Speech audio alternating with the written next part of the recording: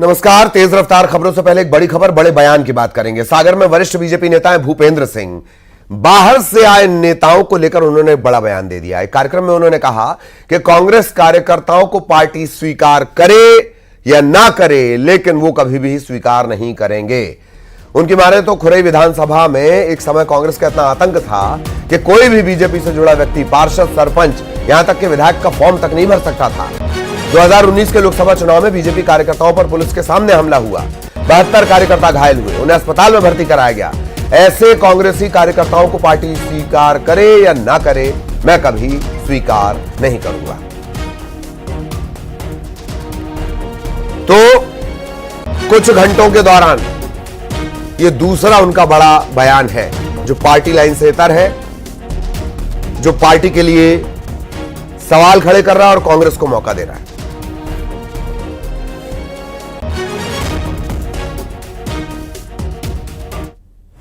अब कोई कहे कि हम ऐसे लोगों को स्वीकार कर ले पार्टी में, पार्टी करे ना करे, पर मैं कभी स्वीकार नहीं करता।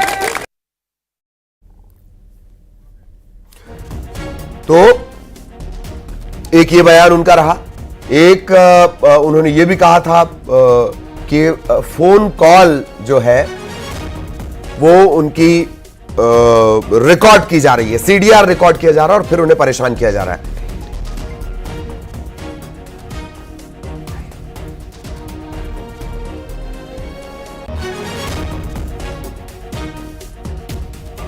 पंकज प्रजापति सागर से हमारे साथ जुड़े हुए हैं। पंकज के पास आपको लिए चलेंगे। पंकज, बड़ा बयान, हालांकि इससे पहले भी एक बयान उनका बड़ा चर्चाओं में रहा, कांग्रेस को मौका मिला, और अब ये जो बयान है इससे फिर कांग्रेस को मौका मिलेगा और पार्टी के लिए परेशानी बढ़ेगी। पंकज, कब बोला, क्या बोला, कैसे बोला, बताओ जरा। जी देखिए, बताना चाहूंगा ललित कि जो पूर्व गृह मंत्री भूपेंद्र सिंह है, उनके सागर जो विधानसभा है उसके 48 वार्डों में लगातार दीपावली मिलन समारोह चल रहा है, जिसके दौरान ही उन्होंने ये बयान दिया था कि कांग्रेस के जो कार्यकर्ता या पुराने नेता हैं जिनको जो भाजपा में लाए जा रहे हैं उनको मैं कभी स्वीकार नहीं करूंगा। क्योंकि 2019 में जब कमलनाथ की सरकार आई थी, 1.5 साल में, उन्होंने कहा कि जो बीजेपी के कार्यकर्ता थे या जो नेता थे उनके ऊपर चुन चुनकर कार्रवाइयां की जा रही थी, और कहीं ना कहीं जो उनके जो समर्थक हैं भूपेंद्र सिंह के, वो इस जो भी चला आ रहा है कि जो आयतित नेता हैं जो बीजेपी में लाए जा रहे हैं कांग्रेस से, उनसे वो कहीं ना कहीं संतुष्ट नहीं है। इसी को लेकर उन्होंने ये पूरा बयान दिया। इसके पहले भी जब 2 दिन पहले प्रभारी मंत्री और प्रदेश के उप मुख्यमंत्री राजेंद्र शुक्ल जब सागर आए थे, उसके सामने उन्होंने अपनी सीडीआर निकालकर जो उनके समर्थक उनको परेशान करने की बात कही थी। तो कहीं ना कहीं इस पूरे घटनाक्रम को जो है उपेक्षा से जोड़कर देखा जा रहा है कि लगातार जो है शिवराज सिंह के जो करीबी रहे उनको कहीं ना कहीं फौरी तौर पर जो है परेशान किया जा रहा है। जी, जाहिर तौर पर इसी तरह से देखा जाएगा, क्योंकि सबसे पावरफुल नेताओं में शुमार थे जब तक के मुख्यमंत्री रहे शिवराज सिंह चौहान, और उसके बाद से लगातार वो नजर आ नहीं रहे हैं। पंकज, एक बात और, क्या ये प्रेशर पॉलिटिक्स के तौर पर वो ये बयान दे रहे हैं या फिर कोई और वजह है? वो खुद भी जानते हैं उनके बयान के कितने मानी निकाले जाएंगे। पंकज, ललित देखिए, मैं उसके पहले कुछ चीजें स्पष्ट करना चाहूंगा। जैसे भोपाल में पिछले दिनों एक कार्य समिति के सदस्य को जो है पुलिस ने एक छोटी सी बात पर एक प्रशासनिक अधिकारी से विवाद के बाद उसको जेल भेज दिया था। उसके बाद उनसे किस तरह उनकी दुर्दशा हुई थी। उसके बाद जो नरोत्तम मिश्रा है, उनकी जो बहन के पोते हैं, उनके ऊपर किस तरह से लोगों ने, जो कुछ बदमाशों ने चाकुओं से गोदकर उनके ऊपर हमला कर दिया था। तो कहीं ना कहीं ये लगातार, फिर अब तीसरा मामला जो अभी वर्तमान में भूपेंद्र सिंह के लगातार बयान सामने आ रहा है, तो कहीं ना कहीं ये पूरी एक उपेक्षा या इस तरीके से जो पॉलिटिकल जो एनालिसिस है वो यही निकलकर सामने आ रहा है कि शिवराज सिंह के जितने करीबी थे उनको किस तरीके से साइडलाइन किया जा रहा है, या जो चीजें निकलकर सामने आ रही है वो इसी तरह जो है इशारा कर रही है कि कहीं ना कहीं ये उनकी उपेक्षाओं को जोड़कर देखा जा रहा है। चूंकि इस पूरे मामले पर अभी जो भूपेंद्र सिंह ने गृह मंत्री वर्तमान में और मुख्यमंत्री मोहन यादव उनको पत्र भी लिखकर अपनी इस पूरी जो है प्रशासन की कार्यशैली से अवगत कराया था, उसके बारे में अभी तक कोई जानकारी सामने नहीं आई है। पंकज, मैं आपको रोकना चाहूंगा। अजय यादव साहब हमारे साथ जुड़े हुए हैं, और देखिए सहयोग कितना अच्छा है। अजय यादव साहब भी वहीं से आए हैं जिससे लेकर बयान आया भूपेंद्र सिंह साहब का। अजय जी, भूपेंद्र सिंह का बयान है कि भले ही पार्टी स्वीकार कर ले जो बाहर से आ रहे हैं बीजेपी में, मैं उन्हें स्वीकार नहीं करूंगा। यह उनका कुछ घंटों में दूसरा बड़ा बयान है जो पार्टी के लिए मुसीबत खड़ी कर रहा है। अजय जी,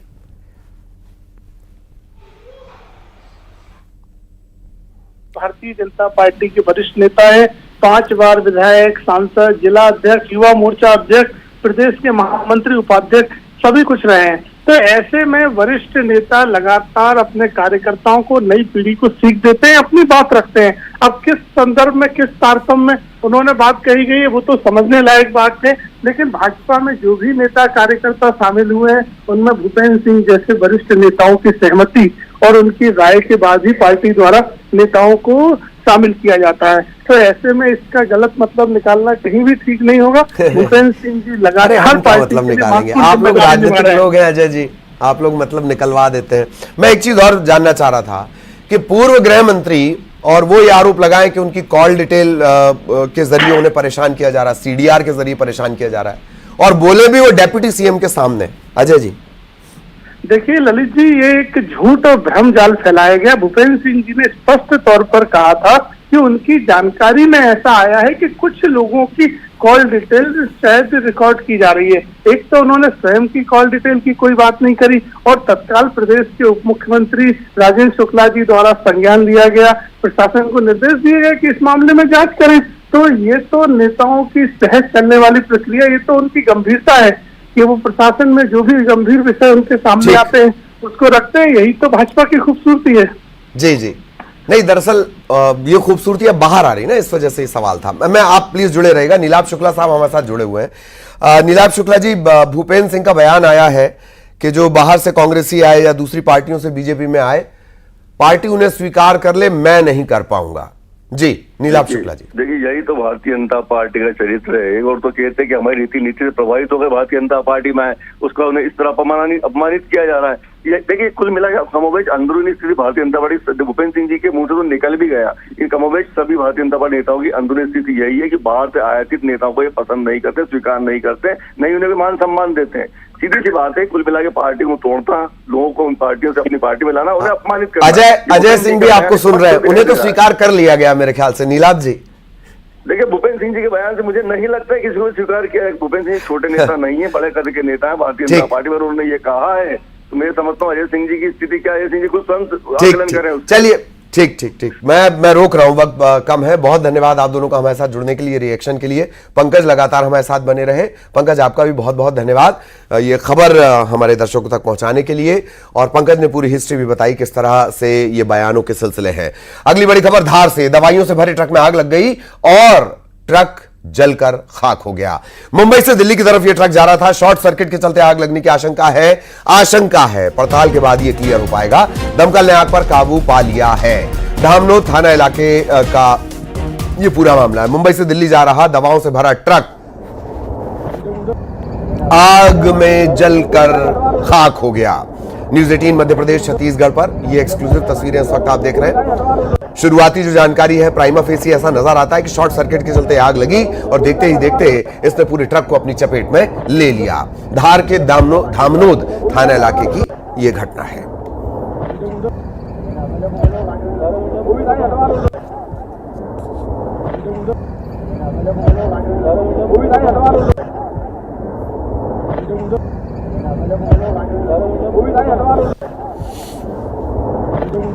तो मुंबई से दिल्ली जाने के दौरान धार में इस ट्रक में अचानक आग लगी है। शॉर्ट सर्किट की बात अब तक निकल कर आई है। प्राइमा फेसी ऐसा लगता है, हालांकि ये बहुत पेचीदा, इसमें पड़ताल होती है। दोनों तस्वीरें आप देख रहे हैं, एक तरफ जब आग लगी हुई थी और उसके बाद जब आग पर काबू पा लिया गया, दवाइयां इसमें भरी हुई थी। खबर नर्मदापुरम से, जहां पुलिया की रेलिंग से जीप टकराई। दुर्घटना में 12 लोग घायल हो गए, एक बच्ची की हालत गंभीर है। ड्राइवर को आ गई झपकी, हो गया हादसा। ड्राइवर को नींद आना हादसों की बड़ी वजहों में से एक है। ड्राइवर को झपकी आने से हादसा हुआ। जिला अस्पताल में इन सभी को भर्ती करवा दिया गया है। भोपाल नागपुर 4 लेन पर यह दुर्घटना हुई है। पुलिया की रेलिंग से जीप टकराई, 12 लोग घायल।